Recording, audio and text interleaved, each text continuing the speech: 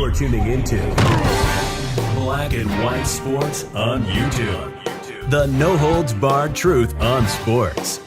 The main event starts now. I'm back. Rodrance for Black and White Sports 2. We're going to talk a little bit about the XFL this morning. We got the attendance figures in.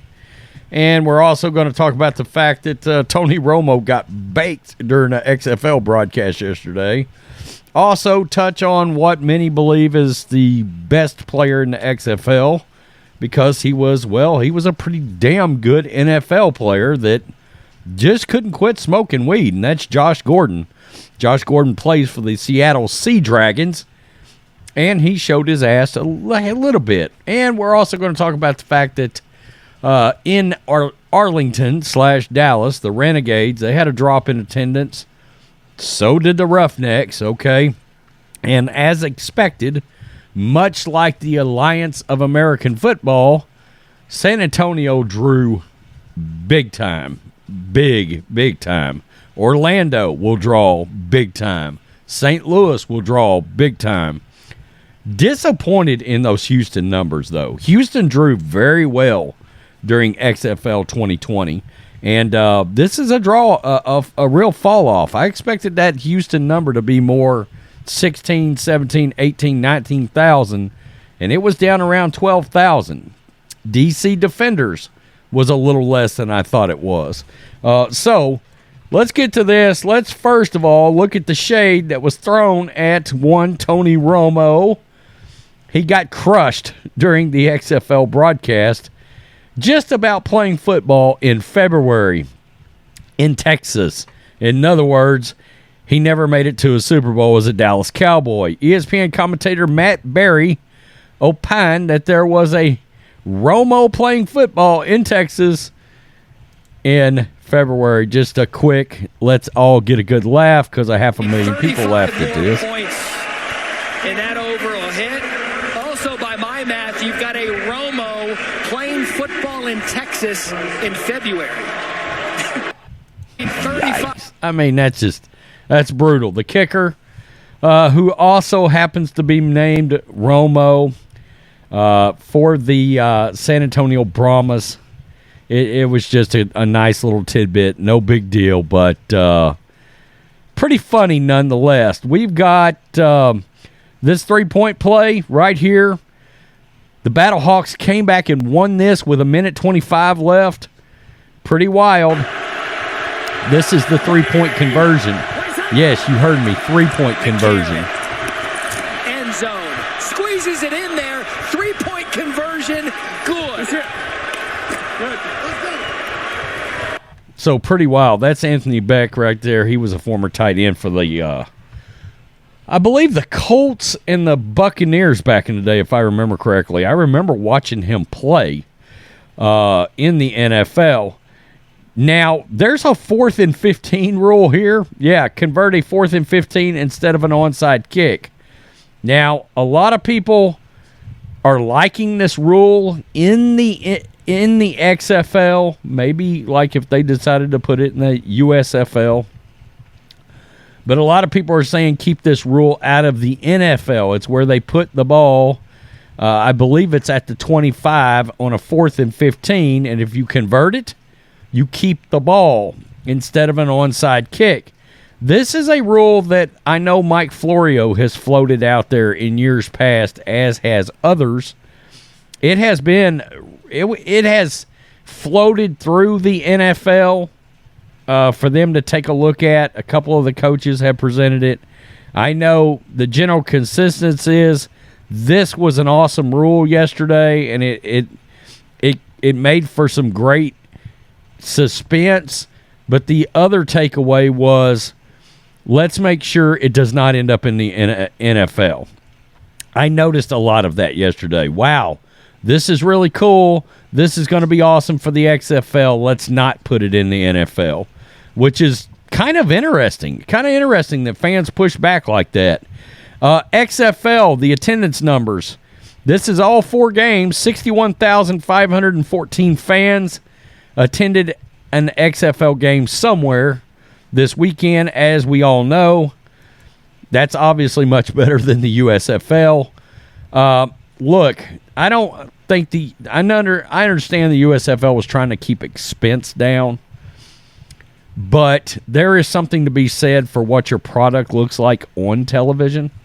And part of that is, what does it look like on television with fans, okay?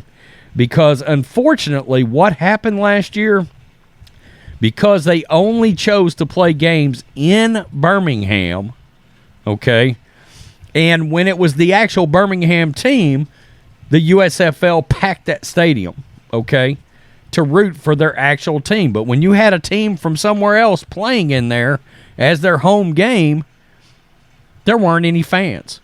And that became the story, okay, every week. Oh, there's no fans in attendance again. And, I mean, some of them games, it was literally like there's 1,000 people here, maybe. And I know they're going to spread some of those USFL games out this year. It's a great idea. USFL has got to get their teams in their home cities. They do. It just makes a better product on television. It does. It makes a difference. So, in case you're wondering, first week 2020 XFL, 69,818 fans.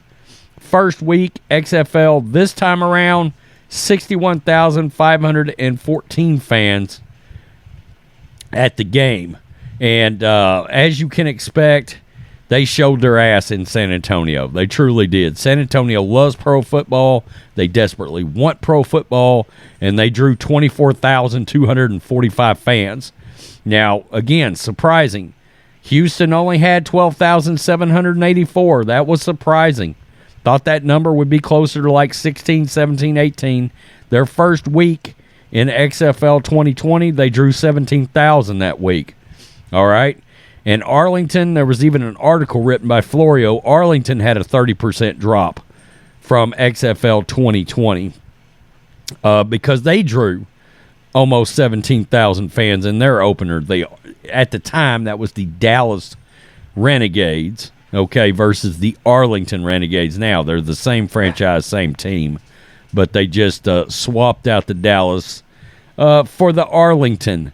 Nonetheless, the XFL was very smart in making a couple of moves here. I made a video when we found out the XFL was coming back, and we didn't know where it was going to be necessarily. And we covered the XFL 2020 before all of our channels blew up. We actually covered it over on the Big Channel. Wow. Big Channel had like 300 subs. So we covered the XFL, and when it was announced it was coming back, I came over to this channel, I made a video, and I pounded the table for the fact that Orlando needed to have a team and San Antonio needed to have a team, okay? You had to get rid of New York.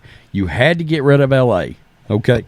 I understand big television markets, but because they're starved for pro football in San Antonio, starved for it in Orlando, look, when the Alliance of American Football is drawing 20 and 25,000 in Orlando, and San Antonio was drawing 20 and 25 and 28,000 for the Alliance of American Football, you've got to make sure these spring teams have got teams in those cities. Because visually, along with St. Louis in the XFL, visually, those three places are going to look great on television. Okay?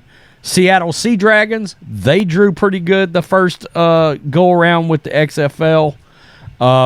Houston looked good and drew well the first go-around. We're going to have to watch and make sure there's not some trade-offs here. Okay? Because maybe Houston decides to not come back to their XFL team in the way that they did the first go-around, because Houston drew really well. They were always in that 17, 18, 19, 20, 21,000 range. And because it's part of the visual product on television. I'll have guys come through here and say the attendance doesn't mean nothing to people watching on TV. Yes, it does. Because it directly gives you a sense of whether or not you want to get invested in a league that you think may not be around next year. Okay, in other words, well, hell, the city that has this franchise doesn't even give a shit about this team. Why should I? Okay, I mean, and I'm sorry, but people will ask that question. They'll turn it on, and I saw it on the USFL last year, even though the ratings were pretty good. I saw it. You would turn it on. You'd go to social media because you want to judge the reaction, and the story became the attendance. It did. It became the attendance in the USFL. I don't know that that's necessarily justified or right, but that's sort of what happened. And just to give you an idea here, as of right now on Twitter, this very second, trending XFL, the XFL, 28,000 tweets. Josh Gordon, 4,000 tweets right now. Tell me what you think, Black and White Sports 2 supporters. Did you watch the XFL? Tomorrow is the college USFL draft, by the way. If anything crazy goes on in that draft, I might make a video. I seriously doubt it. I will cover the USFL. USFL will be in other stadiums this year. I wonder at some point if something won't be worked out between these two leagues. I don't know that. Probably not, because you got Disney and ABC involved on one side and Fox involved on the other. So I don't know, and they're all in cahoots in their own league. By the way, side note, the television partnership for the XFL this time is through 2027. That's interesting. I mean, it looks like this league might be around a while. It depends on how they can figure out how to make money here.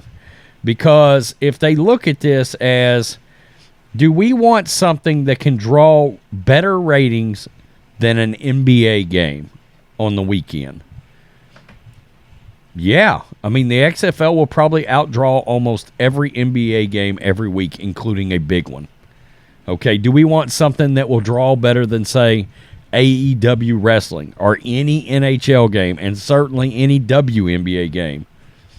If they can look at it and figure out how to make that productive and make money off that from an advertising standpoint, the XFL and the USFL will both make it.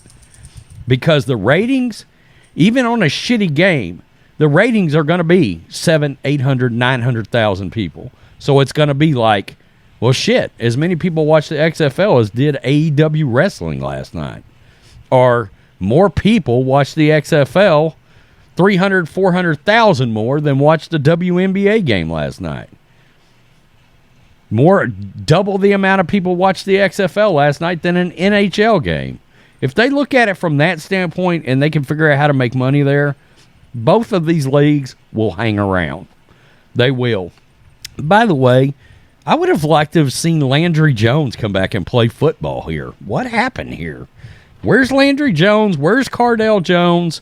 Where's some of the quarterbacks that were playing in the XFL before? I know Josh Johnson's with the Niners. We all know that, and we saw that very publicly. We know P.J. Walker, and boy, he's a massive loss of talent for the XFL. They've got to figure out a way. The XFL and USFL have got to figure out a way to pay enough money that they can keep some of these guys that's got eyes of being backup NFL quarterbacks. Okay, because that's going to be your superstars over in these leagues. The problem is going to be you've got to be able to hold on to some of these people so your city can turn Ben DiNucci into a 7-year XFL star, right? And on a local level, be the man. You know, I mean, that's kind of how these things are going to have to work.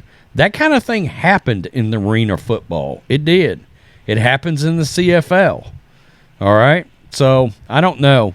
Long video, even though I'm going to have some edits and some cuts.